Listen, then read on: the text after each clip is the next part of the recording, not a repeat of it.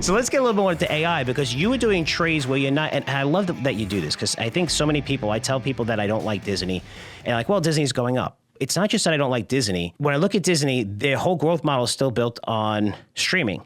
And Netflix does it a million times better. Not only that, you can get streaming as a side business when it comes to Google, when it comes to Amazon Prime, when it comes to Apple, right? That these guys are, and they're getting sports. So I'm like, these are much better plays, and they've done much, much better. Netflix has outperformed dramatically. What you're doing is you're saying one of your trades is when it looks at within AI, you love one company and not too crazy about the other. You really love Dell, but you're saying, hey, it's going to be at the expense where AMD is trailing. Talk about that and how you use those trading strategies. A number of months ago, when Dell was kind of coming down and when the whole market was falling apart a little bit, I looked at Dell and I looked at a few different things and I looked at their product line. I looked at also what they were doing. I found out from some of the talks that Michael Dell was having about what he's doing with AI. And really, I don't think a lot of people thought that Dell necessarily was going to be so centric. Then the government uses Dell a lot, and they want to ramp up their AI. I found that their government side of their business is enormous and growing dramatically. Had some conversations with colleagues in the business and did some research on this and found significant amounts of growth opportunities there. And I said, let's take a look at this. I looked at the multiples, I looked at the valuations, looked at the growth potential. There was nothing negative, but the stock got cratered along with everybody else back in April, right? So we started kind of nibbling there and adding more to that there, buying some, and it's just been, it's a rocket ship this year, right? I think there's still an opportunity for that because the upgrade cycle necessary to run certain things, not on your phone necessarily per se, but on your computers. I have a computer in my office. It's of Dell. That's 5 years. It was the we actually call it the beast. It was the top. It was everything you could imagine and more. And everybody's like, "What are you getting that for?" I'm like, I like it. I want a good computer. I want to make sure that in 5 years from now, I don't have a problem, which has been the case. But it's starting to slow down, like every computer does, right?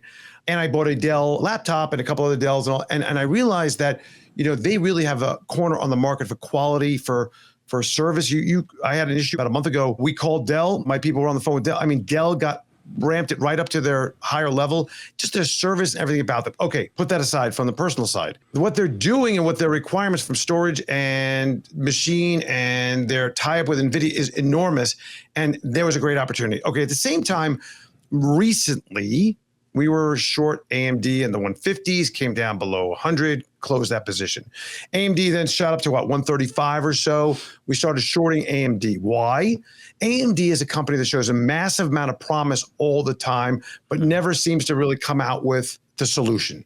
Mm-hmm. They're always hyping up that they have this or they have that. They're nowhere near, because we know the average person looks at, I think, AMD, Intel, and Nvidia and says, oh, they're chips that you put in your computer.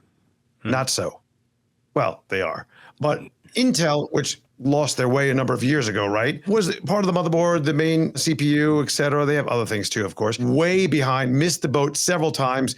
NVIDIA is not only a chip set, if you will, or a system, it's also an OS, if you will. It's a design system. It's a cult. It's what you build things on, and what they help you and they provide for you is a suite. Think of Adobe Creative Suite.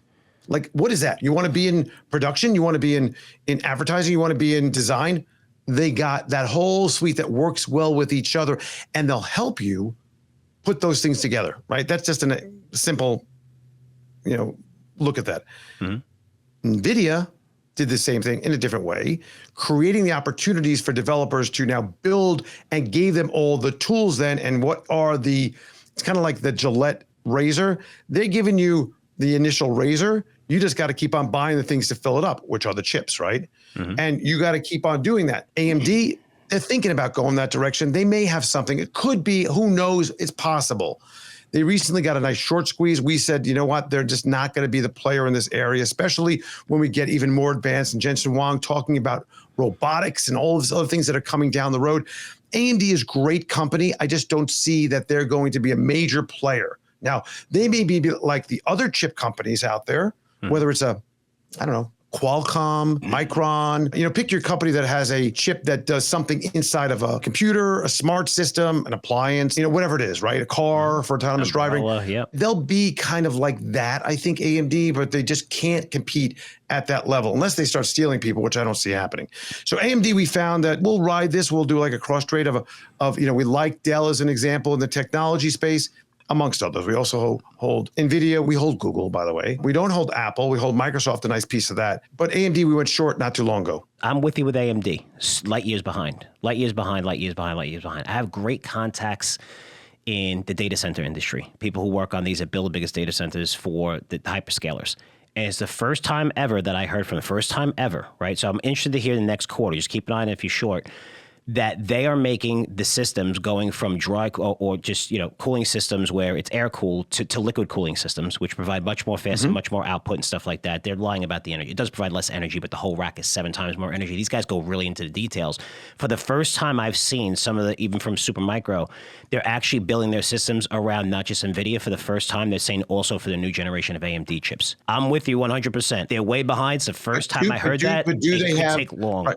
Yeah. But do they have the design tools that Nvidia has? That's the fact, question. No. But you're talking about, a difference with a $4 trillion company and 20 times the size. So that's the thing. And I'm negative on AMD. Yeah. So with AMD, I'm interested to see if that translates into, you only have to catch up this much, right? When you're that far. It's almost like IBM, right? IBM still has a relatively small market cap to the big guys. And you're like, wow, it's at all time. It's still relatively small to these, $1 trillion companies. So you don't have to do too much, but it is going to be interesting because now their stock price is reflecting that. You're right. It was 100, now it's 140, 135. So let's see. I'm interested to see if they're able to do this. And it was the first time I heard it because I'm willing to change my mind when the facts change. I need to see more details. I was just surprised that they said, hey, we're starting to make these things also for the AMD chips because, sometimes some companies are looking for that. I was just surprised. It's also interesting. You talk about IBM, by the way. IBM, I'll have respect for IBM when they rename the company Red Hat because really Red Hat is what pushed this company to where they are today. Yeah, Great they have some of the, listen.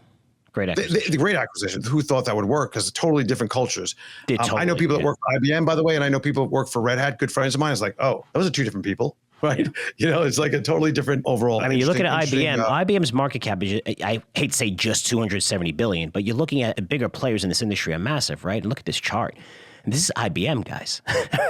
You look at the comparison. It's Red Hat. Look at Red Hat. I mean, it's up 64%, almost a similar chart that I just put up between Dell and ASP 500, same thing over the past year. And that was actually since April. I mean, this is like the past year. This is a very nice chart for IBM. It's almost pushing 300 again, all-time highs for that company. Good for them. Good for them. At least, eventually you figure it out eventually, right? So, which is good.